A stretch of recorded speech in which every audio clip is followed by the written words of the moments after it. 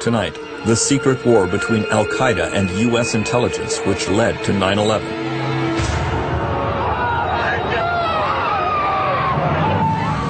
From Pakistan and Afghanistan, through the Philippines, to New York and Washington, a decade-long trail of intrigue and espionage. The covert CIA plot to assassinate Osama bin Laden. I could tell you where he was last night, but I couldn't tell you where he was going to be tonight. And the intelligence failure which let the hijackers in. 16 of the 19 shouldn't have gotten into the United States in any way at all.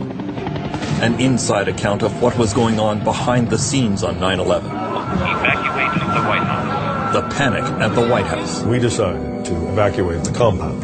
Aboard Air Force One, the president was out of touch. That was a very, very frightening moment.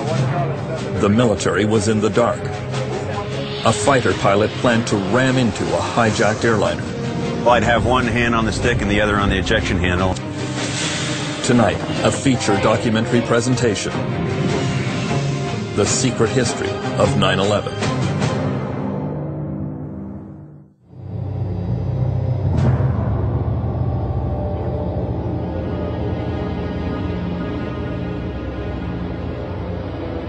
The long road to 9/11 begins 8.5 years earlier on February 26, 1993, when an unremarkable motorcade makes its way through the streets of New Jersey, just across the Hudson River from Manhattan.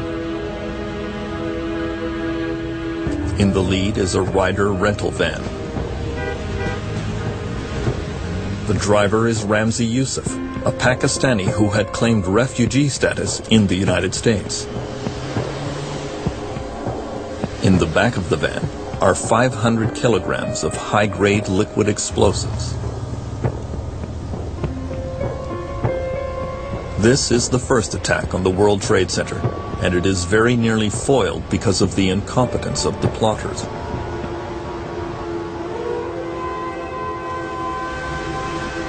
They almost run out of gas and have to stop on the way to the target.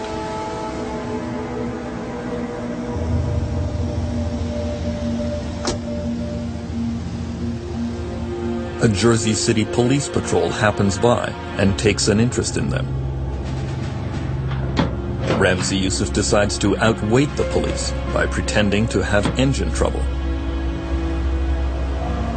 His stalling works.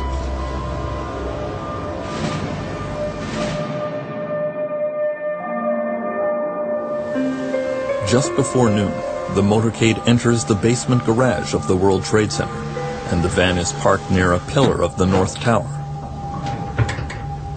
Youssef lights 4 separate 20-foot fuses. He wants to make sure there is no failure. The bombers make their escape. The fuses will take 12 minutes to carry the fire to the blasting caps.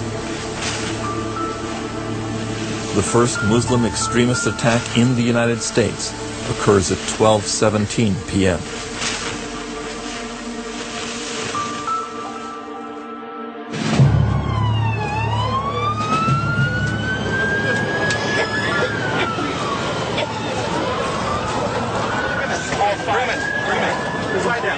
Let's go get oxygen. The conspirators had hoped to bring down the towers, but the bomb was not that powerful. It did cause the panicked evacuation of the World Trade Center, as well as 6 deaths and over 1,000 injured.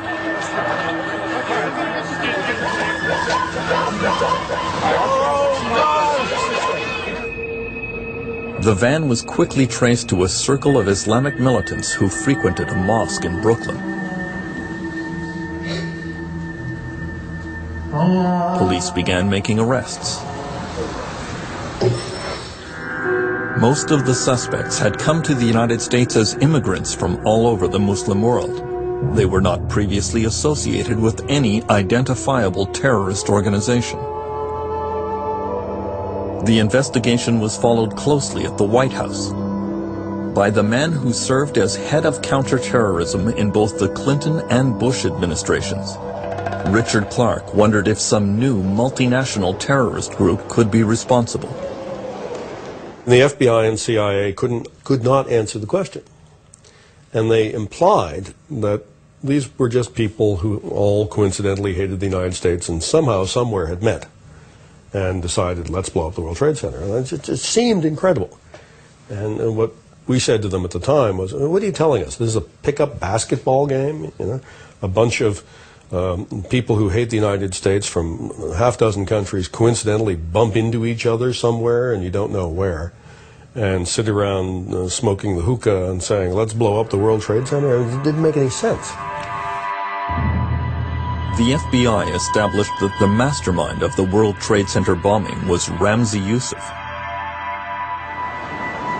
Minutes after the attack, he had sent a message to the New York Times claiming the bombing was in retaliation for American support of Israel and oppression of the Palestinian people.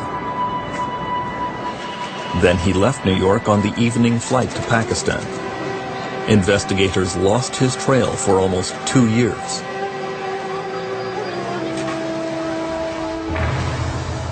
The next time Ramzi Youssef turned up was in the Philippine city of Manila.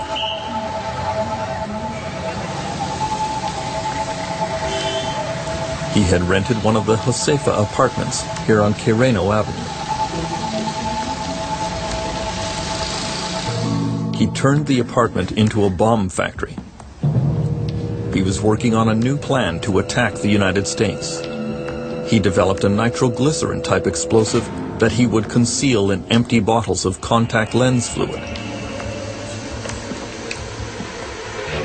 He designed a timing mechanism with Casio watches and a detonator powered by 9-volt batteries, which he hid in the heels of boots.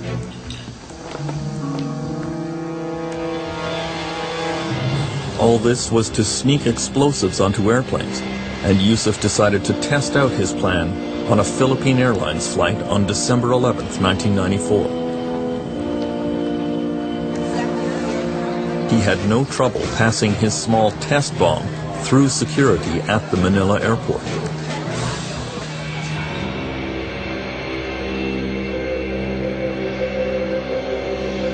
On board the flight, he slipped his bomb into a pocket under his seat.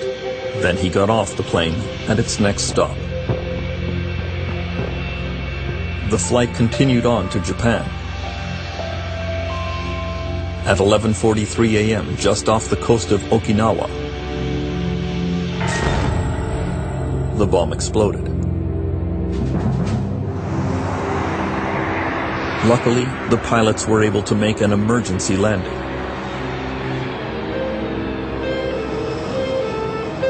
One passenger was killed. 10 were injured. Investigators like Philippine Police Superintendent Sonny Razon were baffled. At that time, it was a big question mark. Even the authorities in Japan had difficulty piecing it together.